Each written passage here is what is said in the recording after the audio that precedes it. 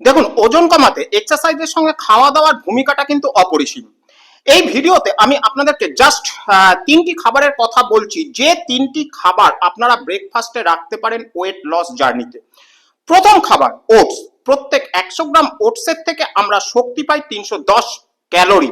Carbohydrate থাকে 66 গ্রাম, protein থাকে 16 গ্রাম এবং ফ্যাট থাকে 6 গ্রাম। এছাড়াও vitamin B1, B5, folate, manganese, phosphorus এগুলোর এক একটি ভালো উৎস। দ্বিতীয় খাবার কিনোয়া।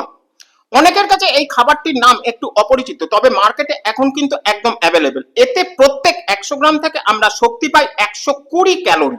কার্বোহাইড্রেট পাই 21 গ্রাম মতন এবং ফ্যাট থাকে এর থেকে 1.5 থেকে 2 গ্রাম মতন।